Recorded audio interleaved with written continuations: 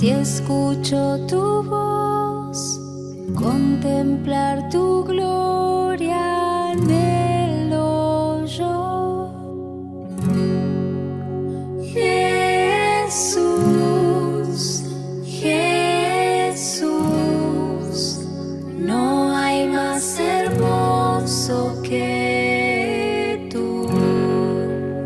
Jesús, Jesús, no hay más hermoso que tú.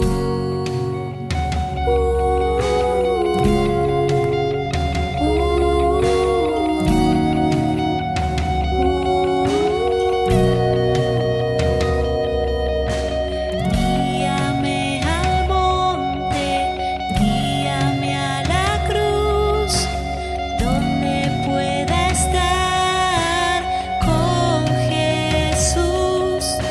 No importa el desierto, si escucho tu voz, contemplar tu gloria, anhelo yo.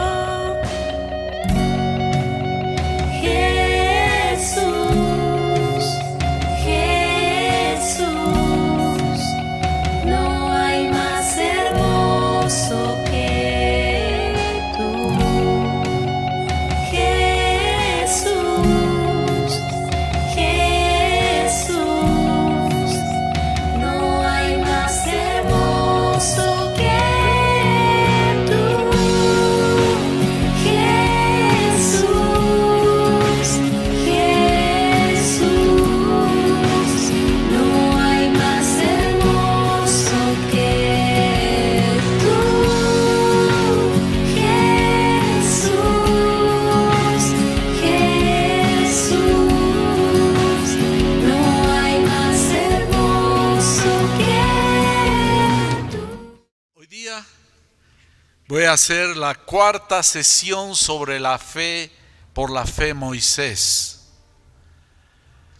Hace más de un mes más o menos compartí la tercera parte y después hace otro mes atrás, un poquito más, compartí sobre la fe la segunda parte. Voy a rápidamente recapitular con ustedes lo que ha sido básicamente estos dos últimos prédicas. En la segunda sesión hablamos sobre las plagas que Dios usó a Moisés para mostrar su gloria al Señor en medio de estas plagas con el pueblo de Egipto. Después reservamos la última plaga, la 10ª plaga, porque estaba encadenada al evento después de la Pascua, la 10ª plaga. Y habíamos visto de que este era un evento muy importante, son ilustraciones del Señor para mostrarnos quién es Él. No son simplemente historias que las podemos ver a veces en película, o una historia de ciencia ficción, donde podemos agarrar y decir, ¿habrá pasado, no habrá pasado? Sino que Dios está hablando a la humanidad, a todos nosotros, principalmente a sus hijos, respecto a quién y cómo es su trato de Él con nosotros.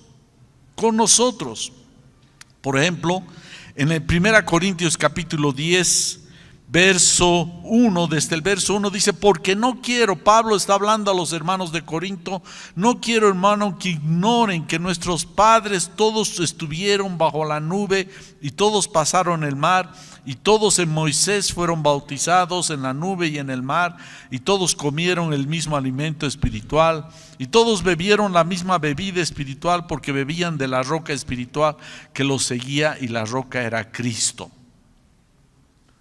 Es decir, aquí no solamente hay una historia, sino esa historia es una ilustración para los cristianos, para ti, para mí, respecto al trato de Dios con cada uno de nosotros, cómo se mueve, cómo es el carácter de Dios.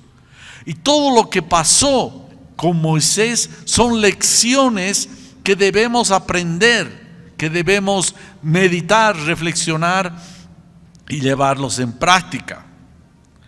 Habíamos visto que en la Pascua, en la tercera sesión, que es la que hemos hablado, en esta Pascua Dios estaba pasando a través de un ángel, el ángel de la muerte. ¿Y qué representa este ángel de la muerte?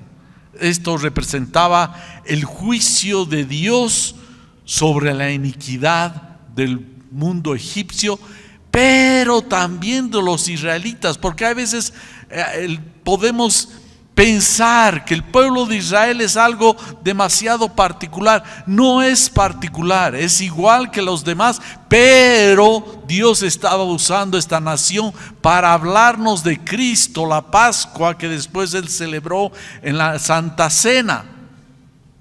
Nos está hablando respecto a qué es lo que pasaba. Dice que con Moisés pasaba el ángel de la muerte, y cuando veía la sangre en los dinteles de la puerta, él pasaba de largo. ¿Ya? Este cordero era un cordero sin defecto, miraba la sangre y no los mataba a los judíos. Vuelvo a repetir, ellos no son en el sentido humano como cualquiera de nosotros. Podían recibir el juicio de Dios si no estaban dentro de la casa donde habían untado sangre. Si un judío un israelita se quedaba afuera, el ángel de la muerte lo aniquilaba, a su hijo primogénito en este caso. Es esa sangre lo que hace la diferencia, hacía la diferencia entre el pueblo de Israel y el pueblo egipcio. Es esa diferencia. Ahora, la sangre, ¿qué representaba? Habíamos hablado.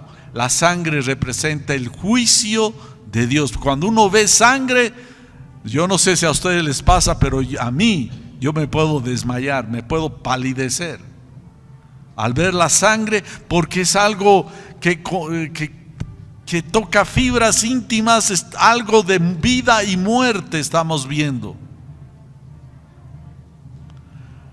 Cuando vemos la sangre, esa es la gran diferencia entre el pueblo de Israel y el pueblo judío. Y aquí hacía diferencia entre ambos pueblos. Ambos merecían morir porque eran pecadores, tanto judíos como egipcios. Pero lo que hacía la diferencia era esa sangre. Ahora, algunos no solamente de egipcios y también de otros pueblos habían decidido adherirse a esta celebración de la Pascua, siendo circuncidados, y eran por Dios perdonados sus pecados y pasaba de largo la muerte. Esto nos está enseñando respecto al valor. Nosotros no podemos desdeñar a los demás, no podemos desdeñar.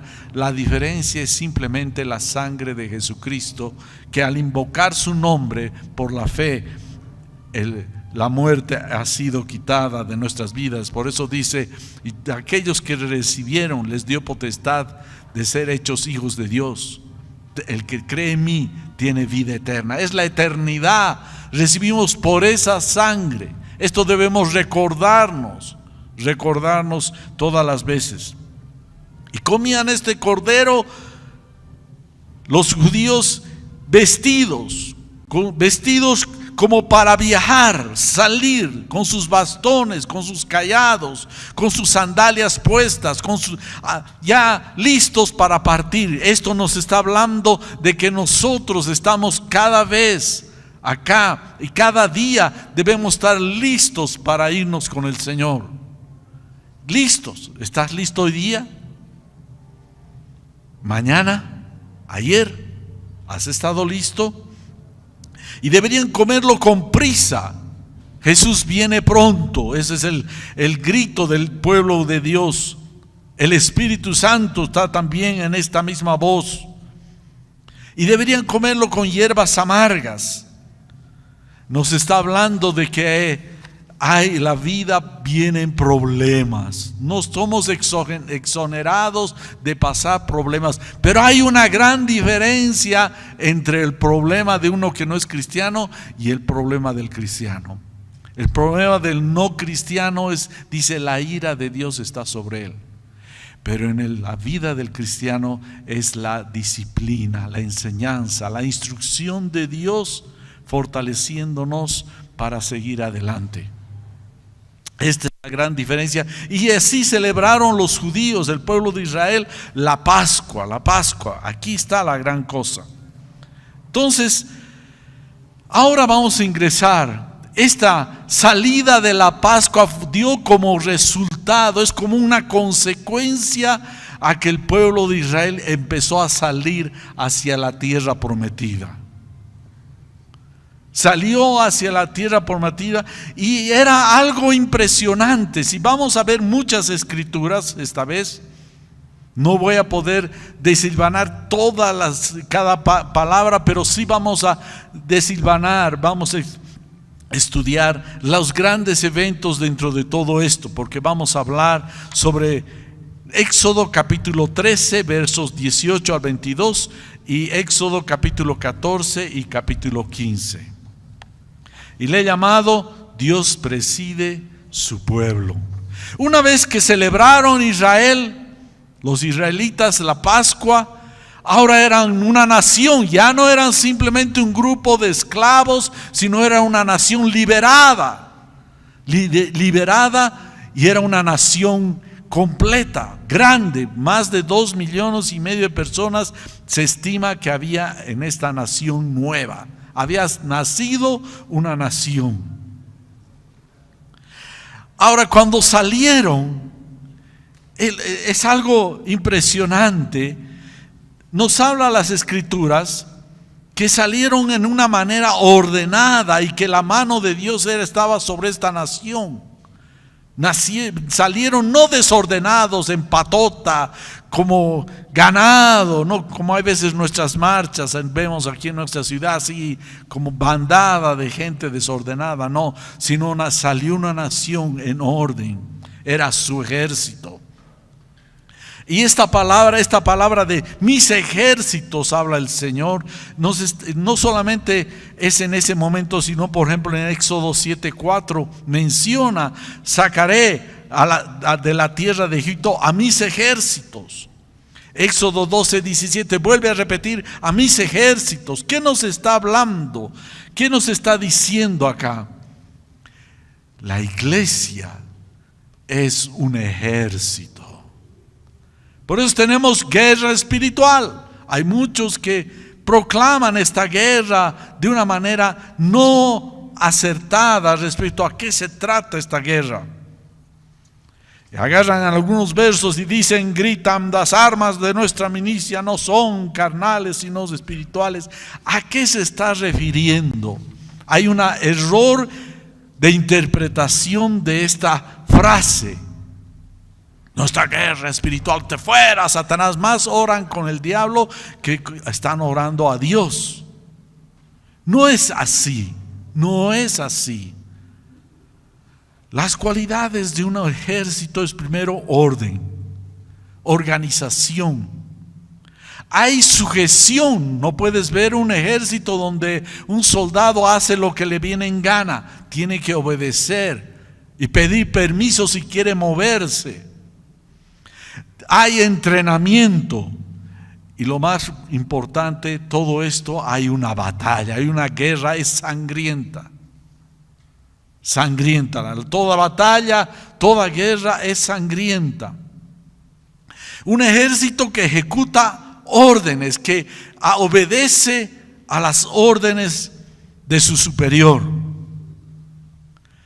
Para Israel, por ejemplo, ¿por qué los metió a la tierra de Canaán? Porque todas esas naciones que habitaban ese lugar se habían depravado. Y Dios mandó y dijo, mátenlos, no dejen a nadie con vida. Eran ejecutores del juicio de Dios. Nosotros, hermanos, como ejército, no vamos a ejecutar vidas, sino más bien vamos a salvar vidas. Amén. Amén. Nos habla en 2 Corintios capítulo 10 versos 3 al 5, dice: pues aunque andamos en la carne, no luchamos según la carne, porque las armas de nuestra contienda, de nuestra batalla, no son carnales, sino poderosas en Dios para la destrucción de fortalezas. Y ahí muchos se quedan en esos versos, se quedan hasta ahí, no continúan lo que está diciendo después. ¿Qué batalla? ¿Dónde está la batalla del Hijo de Dios, del cristiano, de la iglesia? ¿Dónde está la batalla? Tienes que responderte de esto. Y continúa diciendo el verso 5: destruyendo especulaciones. En la versión 60 dice argumentos, y todo razonamiento altivo y todo pensamiento que se levanta contra el conocimiento de Dios, y poniendo todo pensamiento en cautiverio a la obediencia de Cristo. Aquí está hablando del mundo de las ideas. ¿Qué ideas manejas? Ahora está de moda el término ideología. Ideología. ¿Qué ideología puedes estar manejando? ¿Qué forma de razonamiento estás manejando? Satanás usa los razonamientos, las filosofías, las ideologías, los pensamientos para cambiar y cambiar en actitudes. Por eso dice: las ideas tienen consecuencias. Repitan conmigo: las ideas tienen consecuencias. Sí, tú puedes ver a un joven que tiene un tipo de comportamiento y vas a ver básicamente en sus comportamientos qué ideas está manejando. Se va a ver.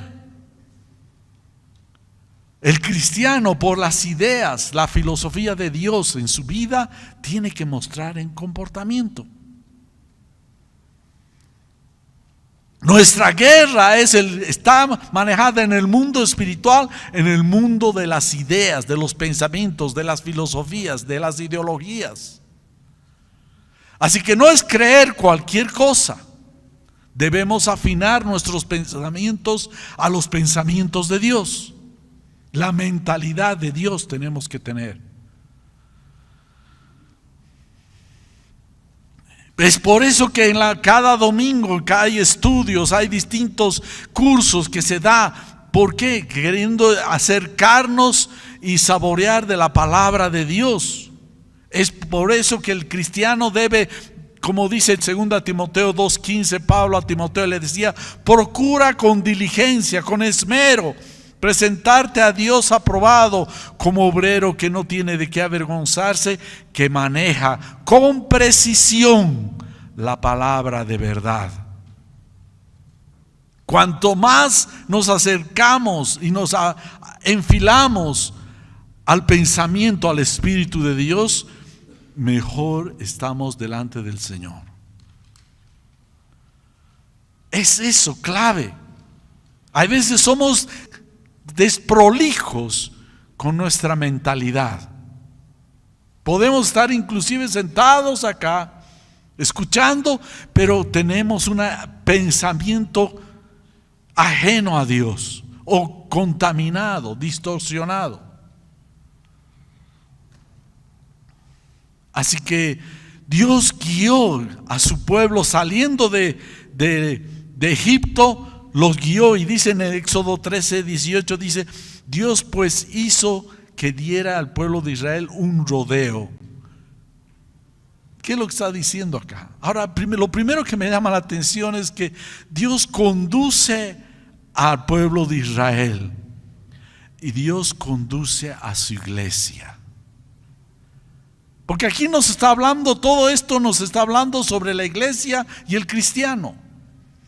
No es solamente la historia de Israel allá hace 3,000, 4,000 años atrás, allá lejos en el tiempo.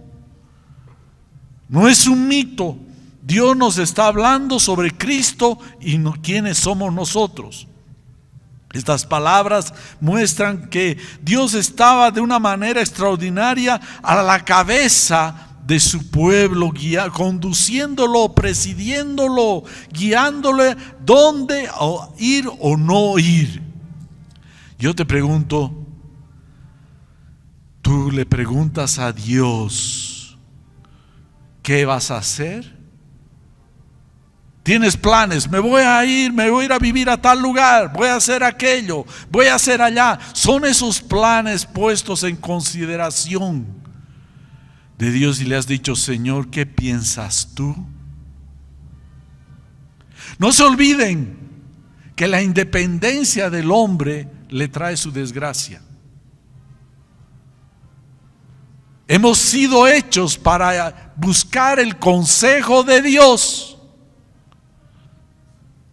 para buscar que Él nos alumbre a tomar decisiones. Y aquí vemos que el pueblo de Israel seguía las instrucciones de Dios cuidadosamente y prolijamente y amorosamente guiaba al pueblo de Israel en el desierto. Ahora, lo interesante es que en esta guía dice que Dios evitó que el pueblo de Israel fueran directos, saliendo de Egipto directo, entraran a la tierra de Canaán, porque esto dice las Escrituras. Pensaba que se iban a desalentar a ver los ejércitos que los estaban por recibir en la tierra de Canaán. Así que los condujo por otro lugar. Sin embargo, Dios, inclusive en lo que los condujo, estaba dándoles instrucciones. Dios no hace las cosas, ay, me salió así, ¿qué voy a hacer? No, Dios conduce sabiamente, bajo el cuidado de Dios. Eso nos dice en Éxodo 13, capítulo 13, versos 21 y 22, dice, el Señor iba delante de ellos de día en una columna de nube, para guiarlos por el camino, y de noche en una columna de fuego para alumbrarlos, a fin de que anduvieran de día y de noche. No quitó delante del pueblo la columna de nube durante el día, ni la columna de fuego durante la noche. Imagínense, era algo impresionante. Y dice que caminaron de día y de noche. Salieron de una manera ordenada. No era una bandada de personas que estaban escapando de la justicia. No, era ordenada, y dice que el brazo de Dios era poderoso conduciendo a este pueblo. Era de una manera organizada. Y había un capitán. Había alguien que los guiaba y el pueblo se dejaba guiar. Porque podían decir un momento, Señor, preferimos iremos directamente o haremos aquella otra cosa. Pero dice que Dios los guiaba prolijamente a este pueblo, y este pueblo se dejaba guiar. Esto nos enseña, debemos sujetar nuestros planes y deseos adelante del Señor. Señor, ¿qué piensas tú? ¿Qué piensas tú? Yo tengo también planes. Con Denise oramos casi todos los días. Señor, ¿qué piensas tú? Ayúdame, ayúdanos, háblanos. No queremos hacer si es algo fuera de tu voluntad.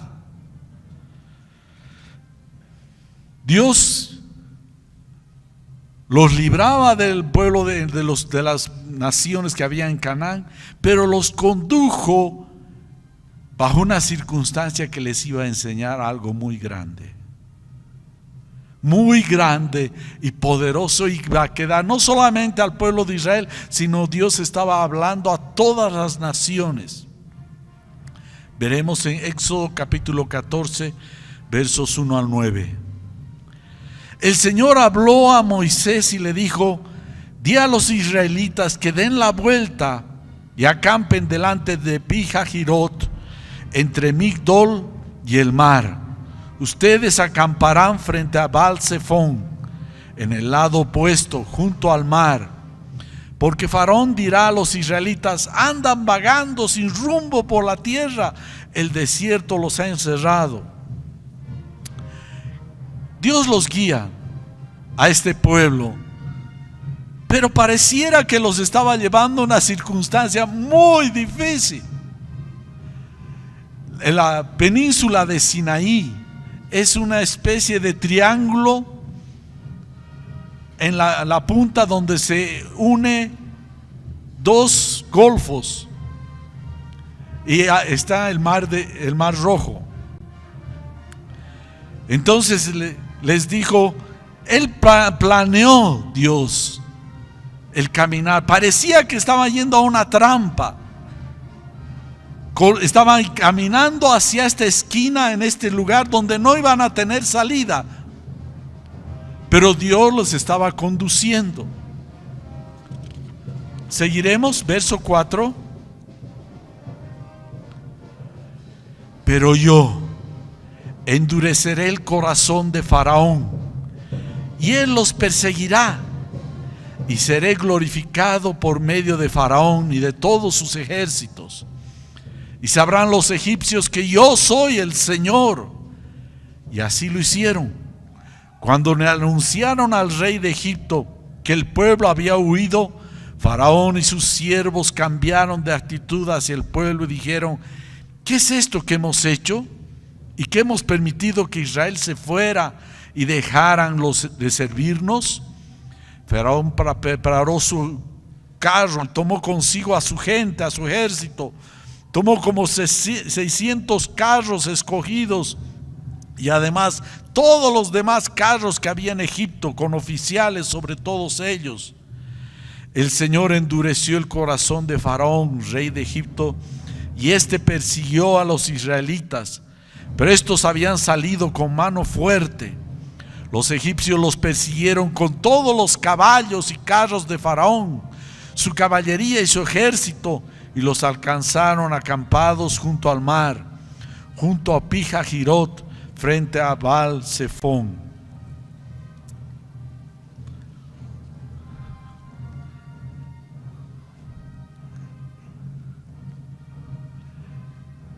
Tenemos acá, como les mencioné, Dios los estaba conduciendo, pero eran unas circunstancias muy difíciles. Yo quiero decirte que hay veces en tu vida, no significa que estás fuera de la voluntad de Dios, si estás haciendo lo correcto. Y aparentemente estás llegando a un punto donde pareciera que estuvieras encerrado. Eso es lo que estaba conduciendo Dios al pueblo de Israel. A esa encrucijada, a un lugar donde iban a tener el mar al frente y detrás el ejército. Y sabía Faraón, cuando se anotició que estaban yendo a ese lugar, a esa situación donde no iban a tener que hacer, se enorgulleció, se endureció su corazón y dijo: ¿qué hemos hecho? Los hemos dejado salir, vamos otra vez. Es decir, extrañaron a sus esclavos, extrañaron.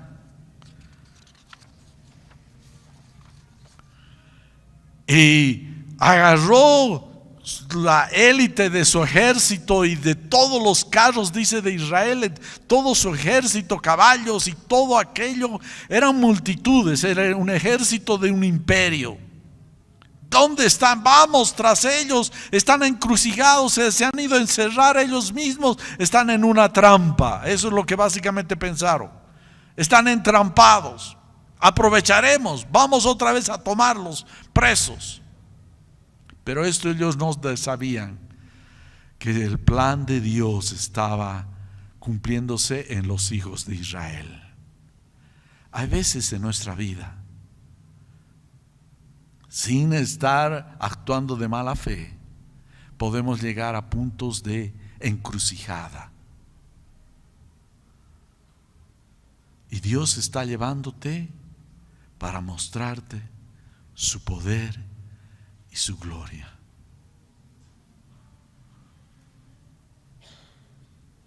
La cuestión es, miren, aquí está pasando una situación tremenda. Toda prueba, anótate, toda prueba es una ocasión de Dios, es una oportunidad de Dios para que Dios se revele en tu vida. Estoy diciendo una verdad. Una cosa es una prueba de la calle, de la gente que no conoce al Señor. Pero para el Hijo de Dios pareciera que fuera parecido a lo que está pasando el otro, pero para nosotros tiene un propósito de Dios. Toda prueba es una oportunidad. Pedro entendió eso. Cuando lo llegó a negar, era un tiempo de prueba donde sacó lecciones Pedro muy grandes en su vida.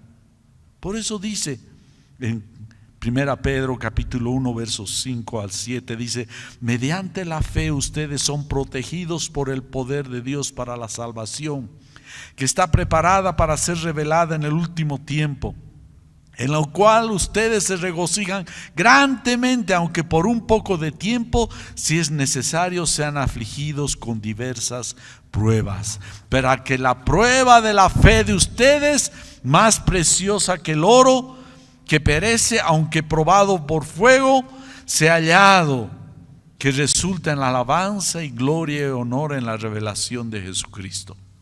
Es decir, la prueba del cristiano. Tú puedes estar sentado al lado de una persona que no es cristiana y tú eres cristiano.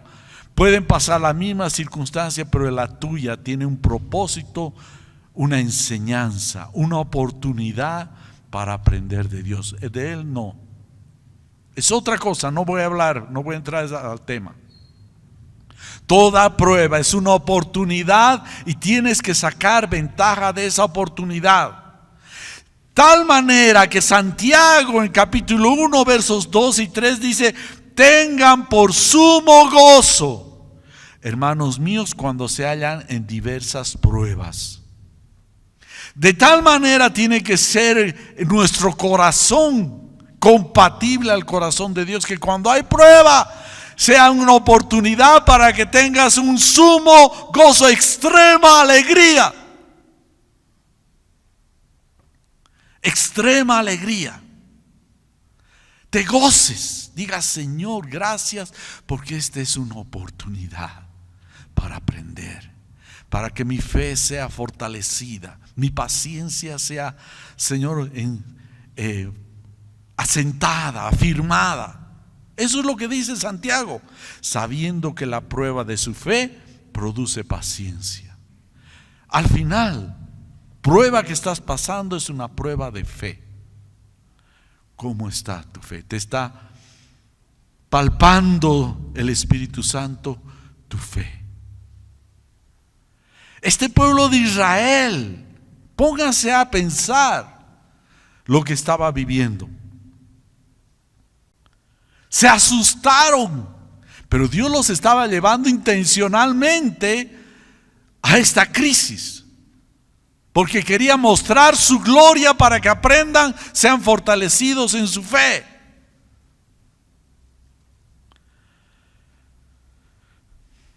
Así que, hermano, tiene que llegar tu corazón, el mío también, a ser de tal manera nuestra actitud a los desafíos, a los problemas, a las circunstancias, que nuestra fe sea afirmada y nuestra paciencia sea consolidada hasta ese momento. Si lo ves la prueba como una desgracia y queja, como lo que pasó el pueblo de Israel.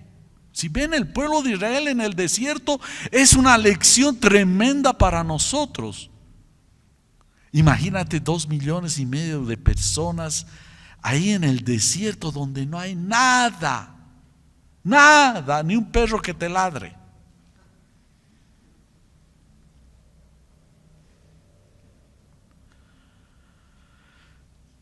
Tenemos que aprender esto. Señor, si estoy en esta circunstancia, gracias, gracias, gracias. Quiero aprender las lecciones. Ábreme los ojos para ver, entender tus planes y tus propósitos. Dispón mi corazón a estas circunstancias. Eso es lo que el Señor está buscando. Y dice que no seamos duros de cerviz. ¿Qué significa? No quiero. A veces duros de cerviz es esta. Las cervices no doblamos, no agachamos la cabeza a la voluntad de Dios. Y eso le pasó al pueblo de Israel. Entonces Dios hace maravillas. Aquí estaba entrenándoles. Las plagas fueron una lección para el pueblo de Israel. La Pascua, tremenda lección.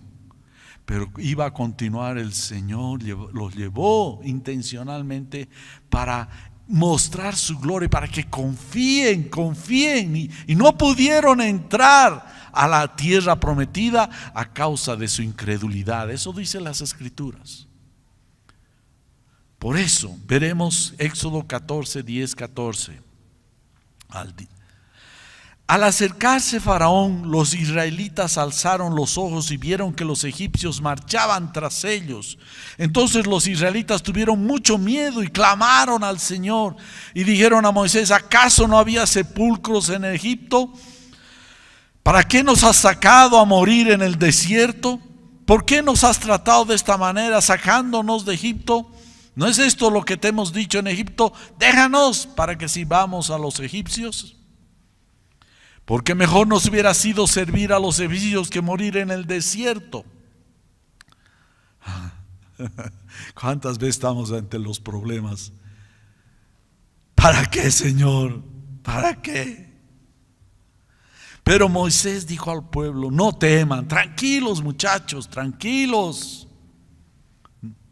No teman, estén firmes y vean la salvación que el Señor hará hoy por ustedes, porque los egipcios a quienes has visto hoy no los volverán a ver jamás. El Señor peleará por ustedes mientras ustedes se quedan callados. Qué historia más tremenda. Aquí no había escapatoria. Una multitud inmensa de gente en el desierto. Al frente, el mar. Detrás, un ejército que quería tomar a los esclavos o los iban a matar. ¿Qué tragedia iba a pasar? No había escapatoria. Ellos estaban en el ojo de la tormenta. Gritaron: ¿por qué nos has dejado, Moisés? ¿Por qué nos has sacado? ¿Acaso no te hemos dicho que nos quedemos y estemos aquí, aunque sean, no vamos a tener un lugar donde nos van a enterrar, y aquí ahora no tenemos nada? Era un clamor desgarrador. Era mejor quedarnos en Egipto. Estamos en lo mismo. Nosotros ahora, hermanos, en la vida cristiana no hay retro. Aquel que pone su mano en el arado y vuelve atrás no puede ser mi discípulo. Estamos, o vamos adelante o vamos adelante. Pero la cuestión es cómo ir adelante. La respuesta de Moisés fue: el Señor peleará por ustedes mientras ustedes se quedan callados. Así que la incredulidad resistía a Dios, resiste a Dios. Éxodo 14, capítulo 14, versos 17 al 20. Pero yo, dice Dios, yo endureceré el corazón de los egipcios para que entren a perseguirlos. Me glorificaré en Faraón y en todo su ejército, en sus carros y en su caballería. Entonces sabrán los egipcios que yo soy el Señor, cuando sea glorificado en Faraón, en sus carros y en su caballería. El ángel de Dios que había ido delante del campamento de Israel se apartó e iba detrás de ellos. La columna de nube que había ido delante de ellos se apartó y se les puso detrás. vino a colocarse entre el campamento de Egipto y el campamento de Israel. La nube estaba junto con las tinieblas, sin embargo, de noche alumbraba a Israel y en toda la noche no se acercaron los unos a los otros. Ahora, miren en 1 Corintios capítulo 10. Dice, miren en el capítulo 10, verso 1 Corintios.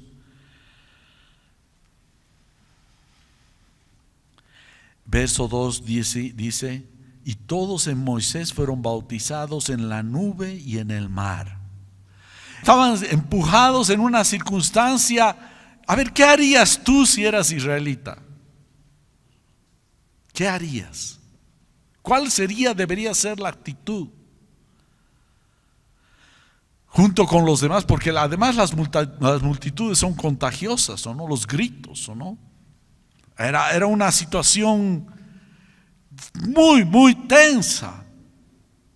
Un mar ahí adelante. Para Faraón parecía que estaba ganando. Para Faraón decía, no tienen dónde ir. Ahora los agarramos y los volvemos a traer del pescuezo a ser esclavos. Eso era la voz del Faraón. Ahora sí es nuestra oportunidad. Él estaba cantando victoria. ¿Cuál sería la voz del Hijo de Dios? ¿Qué harías tú? O tal vez ya estás viviendo una circunstancia difícil.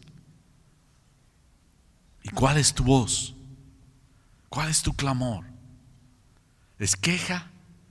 ¿O es, Señor, haz algo, Señor, delante? Haz algo a favor.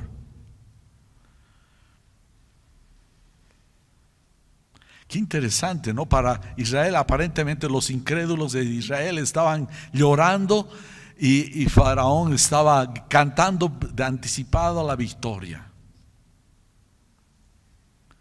Él se mostraba como ganador. Ahora sí. Pensó, ahora los vamos a destruir. ¿Sabes qué? Si estás en una circunstancia de soberbia o altivez, humíllate. Faraón no se humillaba, por eso dice endureció su corazón, obstinado, testarudo. Estaba peleando con Dios, había dicho cuando los despidió a Moisés y a todo el pueblo, dijo, oren por mí. Sabía que era Dios, pero él era tosudo, terco, en extremo, soberbio. Y Dios ya manda en el Éxodo capítulo 14, versos 15 al 17. Entonces dijo el Señor a Moisés, ¿por qué clamas a mí? Di a los israelitas que se pongan en marcha. Di a todo ese pueblo, 2,5 millones de personas, caminan hacia el mar. Se van a hundir, se van a ahogar. Niños, bebés, mujeres embarazadas, viejitos. ¿Cómo voy a hacer caminar hacia el mar? Es impresionante esta historia. Y tú, le dice Dios a Moisés, levanta tu vara y extiende tu mano sobre el mar y divídelo. Oh, Moisés agarra un palo. Le dice Dios, ahora divide el mar. Qué cosa, qué paradoja, ¿no? Con un palo, con una vara, partir el mar. ¿Cuál es la diferencia? Yo puedo ir con un palo, ahorita me voy, ya no hace mucho he ido al lago Titicaca, al estrecho de Tiquina, agarraba mi palo y podía decir, pártete, abre. Pero otra cosa es cuando Dios habla. Parte el mar, le dice a Moisés. Y dice, y los israelitas pasarán, le dijo Dios, pasarán por en medio del mar sobre la tierra seca. Yo endureceré el corazón de los egipcios para que entren a perseguirlos, y me glorificaré en Faraón y en todo su ejército y en sus carros y en su caballería.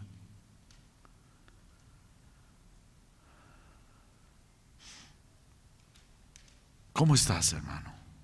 ¿Qué cosa más? ¿Qué crisis? Este Moisés tenía agallas. Su fe, por la fe Moisés, apoyado en la palabra de Dios, levantó su palo en la mano y dijo al mar: ábrete. ¿Qué pasaba? Ay, sí que se necesita. Hermano, toda prueba es una oportunidad para confiar y apoyarte en Dios. Hay veces necesitas, y principalmente necesitas, paciencia para salir adelante. No solo fe. Santiago habla que esa fe dé como resultado paciencia. Paciencia de Dios en tu vida. Paciencia y fe. Esa vara que había sido usada para convertirla en serpiente, o para meter su mano y se vuelva una enfermedad, y después golpea el agua del Nilo y se convierte en sangre, esta vez iba a abrir el mar. Y mire lo que le dice Dios: manda al pueblo que camine hacia el mar. Agarrad 2 millones de personas, empiecen a caminar, muchachos, vamos, caminen hacia el mar. Era casi como un suicidio, ¿no? Pareciera un suicidio. Que camina hacia el mar. Se iban a ahogar. Pero cuando Dios habla, tenemos preciosas y grandísimas promesas de Dios en nuestra vida. De acuerdo al contexto escrito, debes tomar esas promesas, y si son coincidentes con las circunstancias que estás viviendo, apóyate en él.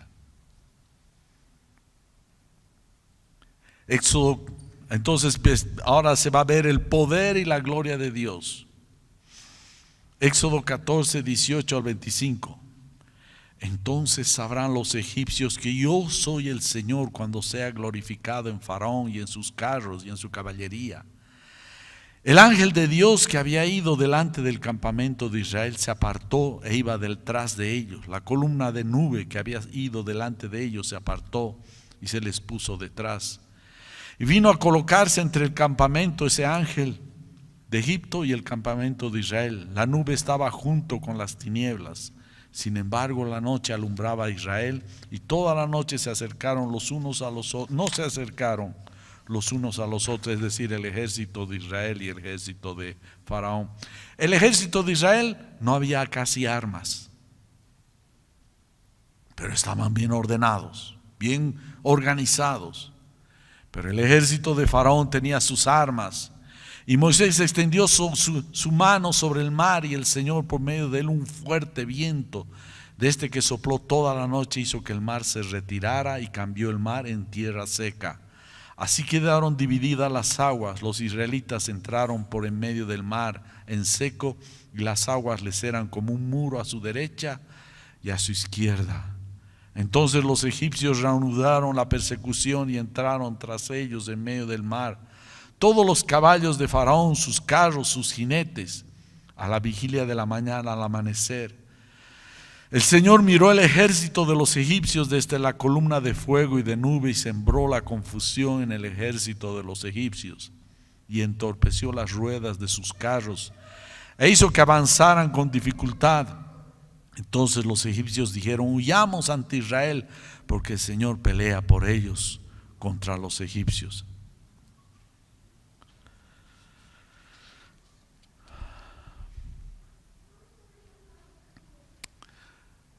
Hace unos 25 años, voy a tratar de dar una ilustración que he vivido no hace mucho.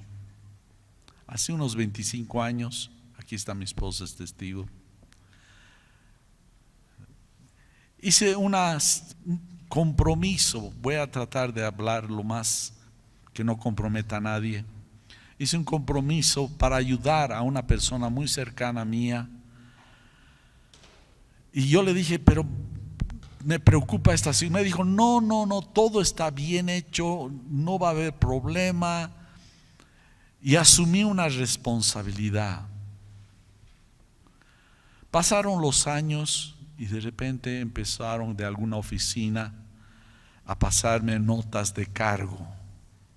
Hace unos 8 años o 9 años. Yendo a verlos de dónde era el origen, saltó el problema después.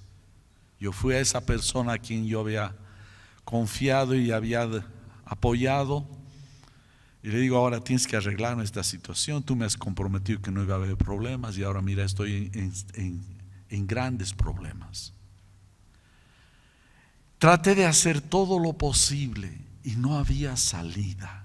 No había salida. Estaba rodeado sin salida de esta situación en que me había comprometido.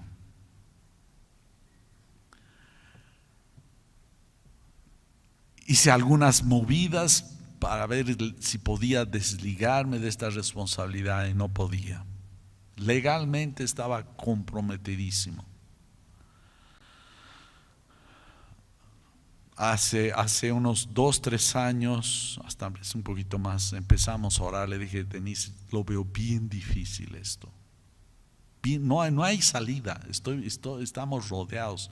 Solo se tenía que reunir un grupo de personas que es bien difícil para solucionar este tema de autoridades. Al final le dije, Señor, no puedo, estoy rodeado. No tengo salida. Me preocupaba que este problema iba a dejar después a mis hijos un problema para que ellos resuelvan, que no tenía salida. Nos pusimos a orar y yo cada día, Señor, ayúdame, líbranos de esto. Líbranos. Hice lo que podía hacer, pero no avanzaba. Hace unos 2 meses me llama el abogado, me dice, Francisco, te cuento que se ha reunido este consejo y han acomodado la ley justo para que salgas de este lío. Y ha salido la resolución y ahora no sabe.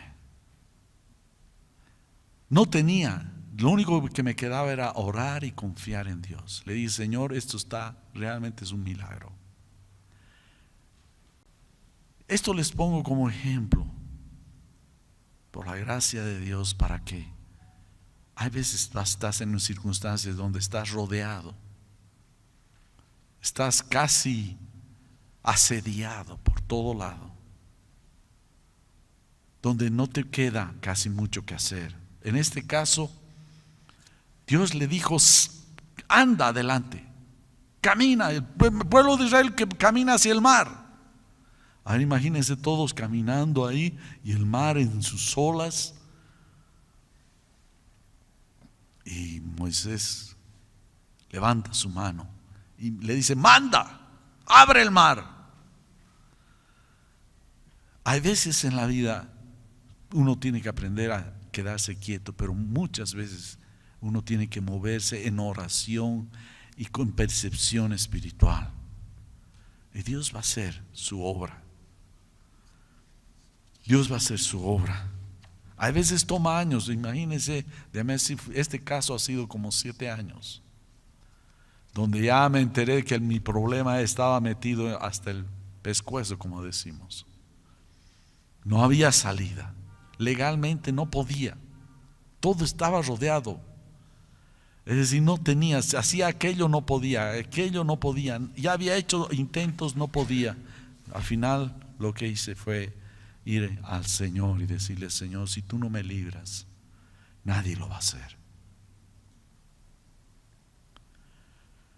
Es así que Dios va delante de sus hijos. Por eso, pregúntale al Señor, órale cuando tengas decisiones que tomar. No te apoyes en tu propia prudencia, dice la palabra del Señor. No seas sabio en tu propia opinión. Dios conoce, Dios sabía que lo estaba llevando al pueblo de Israel a esta encrucijada, a este cañadón, a este callejón sin salida. Pero había una salida, Él tiene la salida. Amén. Mira eso. Mira eso.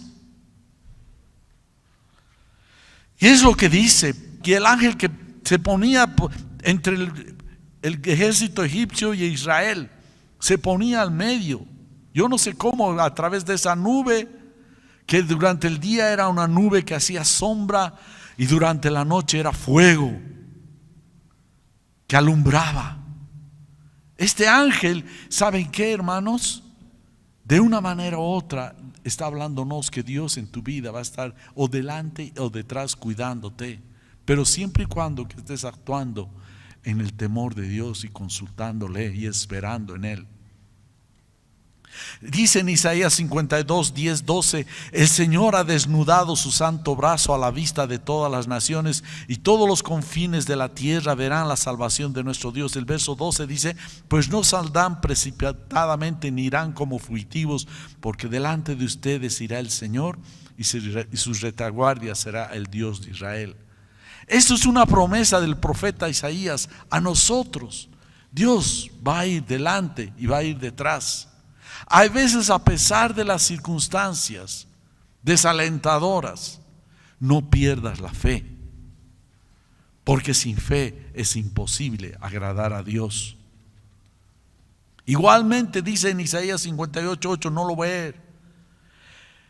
Hay veces los peligros nos rodean en cualquier lugar, pero si vamos a Él y estamos sometidos a Él, a su guía, nos dejamos guiar por Él, lo ponemos delante de Él, Él va a ir a pesar de las circunstancias difíciles. Apóyate en Dios. Dios acompañó a Job hasta los momentos más difíciles de su vida. Parecía que sus amigos hasta le dijeron: ya, que tú has pecado, por eso te está viniendo todos estos males. Estás mal, estás mal. Y Job decía: no, a pesar de esas circunstancias donde casi llegó a un punto casi de muerte, en enfermedad, si no tenía nada, él se apoyó en Dios y Dios lo acompañó hasta los momentos más difíciles. Sí, hermano, Él va a estar, aún a pesar de las circunstancias, te va a estar acompañando. ¿Y para qué todo aquello? Para la alabanza de su gloria, en su pueblo sea Él glorificado. Entonces en Éxodo 14, 26, 31 dice: entonces el Señor dijo a Moisés: extiende tu mano sobre el mar para que las algas, ya habían pasado el pueblo de Israel, y los egipcios se metieron en ese mismo camino milagroso, vamos a decir, portentoso, en tierra seca, en medio del mar. Empezó a perseguirlos. Miren la dureza de su corazón, de este faraón, persiguiendo en medio de un milagro, tratando de destruir al pueblo de Israel. Y Moisés extendió su mano sobre el mar, y al amanecer el mar regresó a su estado normal, y los egipcios al huir se encontraban con él, y así derribó el Señor a los egipcios en medio del mar. Las aguas volvieron y cubrieron los carros, la caballería, todo el ejército de Faraón que había entrado tras ellos en el mar. No quedó ni uno de ellos. Pero los israelitas pasaron en seco por medio del mar, y las aguas les eran como un muro a su derecha y a su izquierda. Aquel día el Señor salvó a Israel de la mano de los egipcios. Israel vio a los egipcios muertos a la orilla del mar. Cuando Israel vio el gran poder que el Señor había usado contra los egipcios, el pueblo temió al Señor y creyeron en el Señor y en Moisés su siervo. ¿A qué llevó todo esto? A confiar y esperar en Dios. Hemos visto hace unos buenos 2-3 años sobre Pablo y Silas, Cómo a pesar de ser apaleados, de ser golpeados, sangrando, con cepos, con unas maderas grandes o de fierro en sus pies, no podían ni moverse, heridos. Dice que ellos alababan al Señor. Aprendieron de Santiago: tengan por sumo gozo cuando se encuentren en diversas pruebas. Aprende a alabar al Señor en medio de las circunstancias. Señor, tú has dado palabra, promesa de que tú estás conmigo a pesar de todo. Señor, te alabo. Ayúdame a aprender las lecciones que tú me estás dando. Quiero aprender. Dame un corazón de carne, Señor. Tú has prometido que vas a darme un corazón de carne. Amén. Amén. Hermano, yo estoy seguro que estás en diversas pruebas. Cualquier tipo es lo que está diciendo. Cualquier tipo de prueba. Apóyate en tu Señor. Apóyate. No tardará. Un poquito espéralo.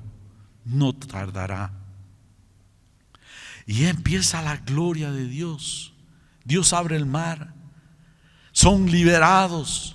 Y empiezan cánticos, grandes alabanzas. Entonces Moisés y los israelitas cantaron este cántico al Señor y dijeron: canta al Señor porque ha triunfado gloriosamente. ¿A quién se llevó toda la gloria? ¿Quién? ¿Quién? El Señor.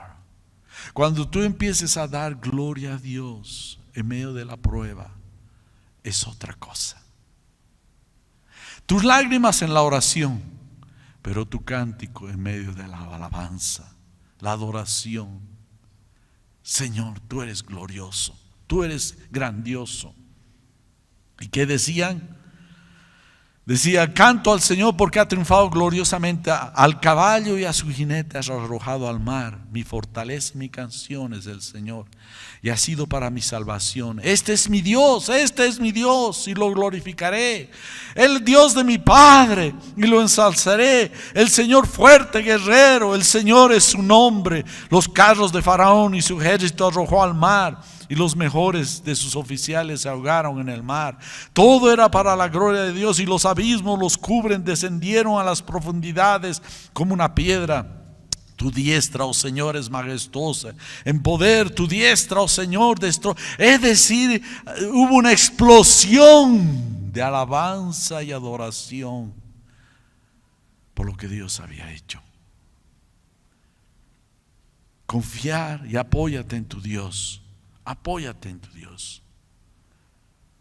Eso es lo más importante. ¿Quién como tú entre los dioses, oh Señor? ¿Quién como tú, majestuosa en santidad? El verso 11 del 15. Temible en las alabanzas, haciendo maravillas. Extendiste tu diestra y los tragó la tierra. En tu misericordia has guiado al pueblo y has redimido con tu poder. Los has guiado a tu santa morada. Esta es una explosión de alabanza. Primero empieza orando tus planes, tus situaciones delante de Dios. Lleva delante de Él y empieza a glorificar al Señor, a darle gracias por su salvación. Espéralo un poco, no tardará. ¿Y qué pasa? No solamente fue una lección para Israel, sino dice desde el verso 14 del capítulo 15 de Éxodo, ya empieza el pueblo de Israel a dar gloria porque las naciones que rodeaban y que se enteraron empezaron a temer al Dios de Israel. Al Dios de Israel. Lo han oído los pueblos y tiemblan. Pavor se ha apoderado de los habitantes de Filistea. Entonces se turbaron los príncipes de Edom, los valientes de Moab. Se sobrecogieron de temblor, se acobardaron todos los habitantes de Canaán. Terror y espanto cae sobre ellos por la grandeza de tu brazo. Quedan inmóviles. Empieza a ser glorificado, ser conocido el Señor en medio de esas circunstancias. Verso 18, el Señor reinará para siempre. Verso 20, Miriam, la profetisa, hermana de Aarón, Tomó en su mano el pandero y todas las mujeres salieron tras ella con panderos y danzas. Y Miriam les respondía: canten al Señor, porque ha triunfado gloriosamente, al caballo y a su jinete ha arrojado al mar. Ahí tenemos hasta canciones antiguas.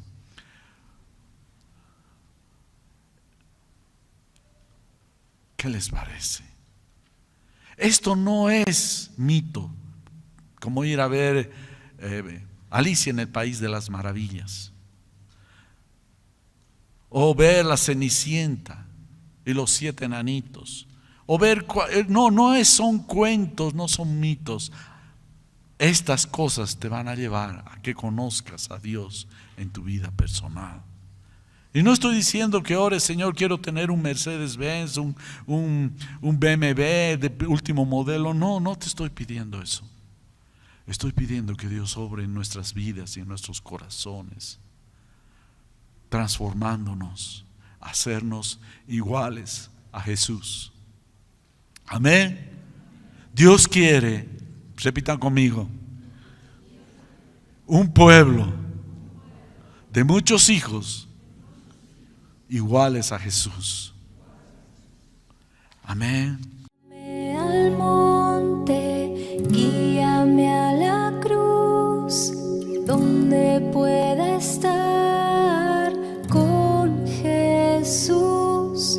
No importa el desierto, si escucho tu voz, contemplar tu gloria anhelo yo.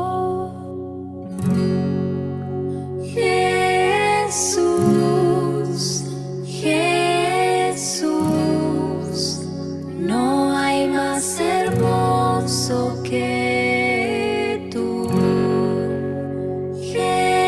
Jesús, Jesús, no hay más hermoso que tú.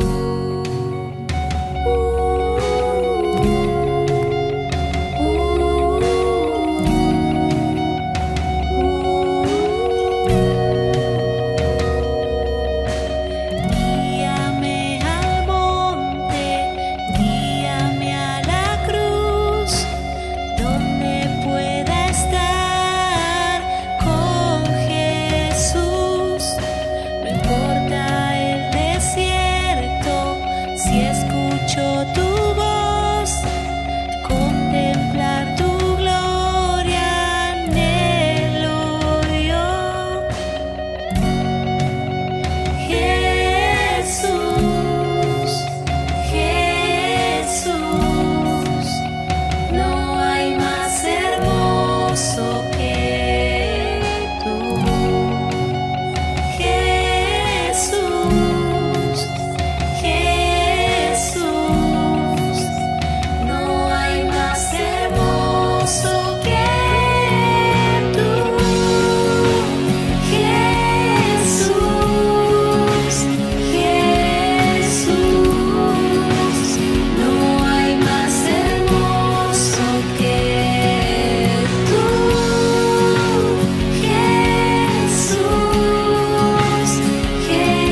Jesús, no hay más hermoso que tú.